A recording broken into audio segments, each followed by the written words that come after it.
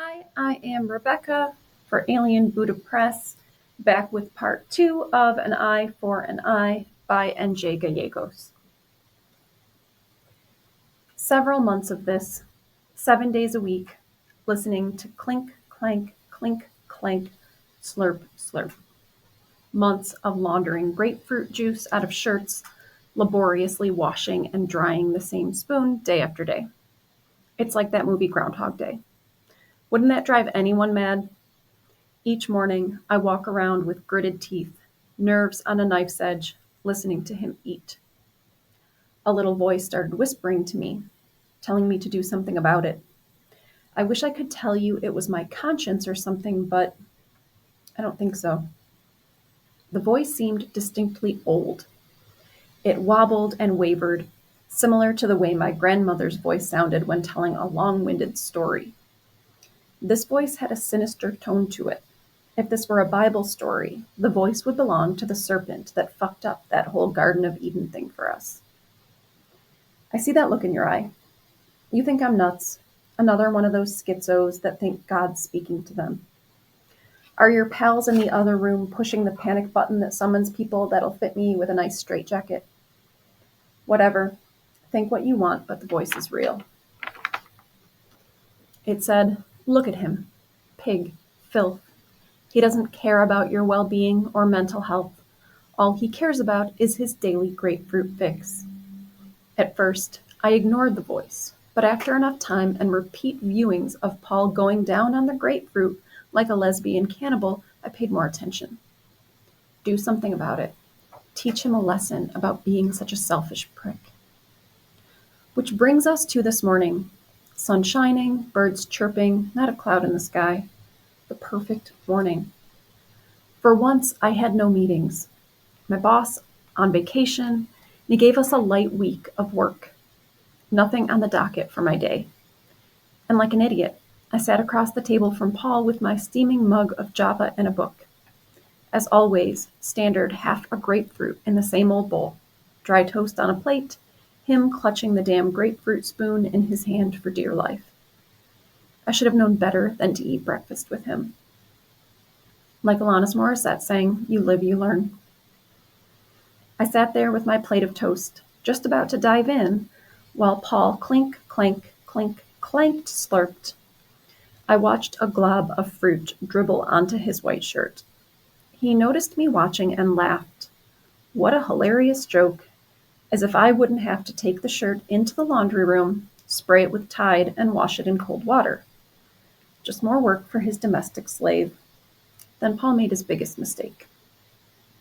He plopped down the grapefruit, all the juice consumed, wiped his face, and said, "Hun, do you think you can do a better job drying the spoon?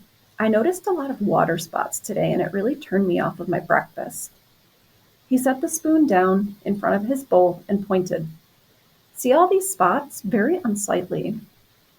My brain exploded like a bomb whose fuse had been lit on March 13th, 2020, and had burned down months later. Bam. "I'm sure you've heard this before, officer.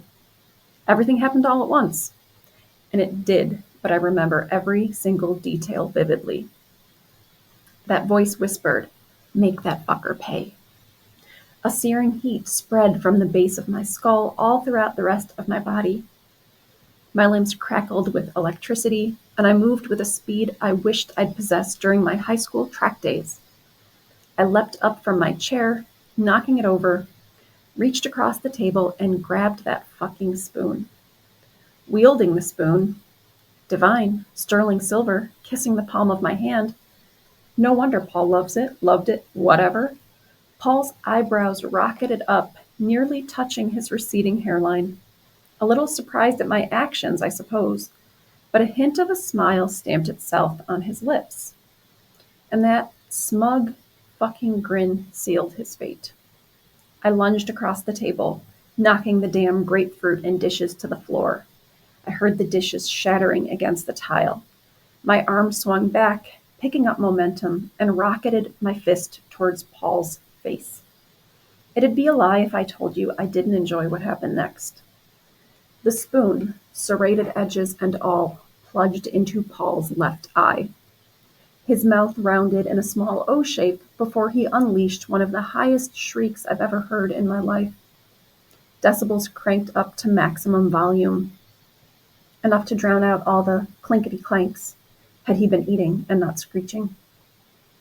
His eyeball popped with an audible pfft, and clear jelly dribbled down his cheek.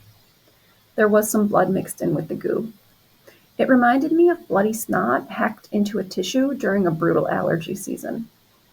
The spoon dropped from my palm and I leapt back. He pinwheeled his arms like a gorilla on roller skates before clutching the spoon and yanking it out, screaming, "You fucking bitch." His deflated eye popped out of its socket, skewered on the spoon, looking every bit like a section of grapefruit if you ignored the pearly color and fucked up shape. More jelly spurted out. Too bad he'd already finished his dry-ass toast. It might have made a delightful topping. After another keening wail, he dropped the spoon. Spoon and punctured, ruined eye hung at about the level of his chest, held there by a reddish rope that wound its way from the bloody socket. The optic nerve? That's my guess, based on my 1 semester of anatomy and physiology in college. Not that it matters to you, but I got an A. I think his remaining eye caught sight of the dangler. All the blood drained from his face, casting his skin with a green tinge. He pitched backwards, fainting dead away. His head made a god-awful crack when it collided with the floor. Smack. I hope the blood doesn't stain the tile and grout. That'll be a bitch to clean. Scalp wounds bleed like stink. I'm assuming the neighbors called 911. They tend to do that when blood-curdling screams are involved. I sat down and finished my coffee. That little voice whispered, "Great job, now finish breakfast." I sat back down to my breakfast and ate slowly, relishing the peace. Then you all burst through the door, the cavalry. I couldn't help myself. I just want to make that clear. It was like a compulsion. I had no choice. His eye. Where is it? Well, I hadn't eaten my toast yet, and by this time it looked a little dry, despite all the butter. And that voice sounded awfully hungry. That eye jelly spread nicely on top and tasted absolutely divine.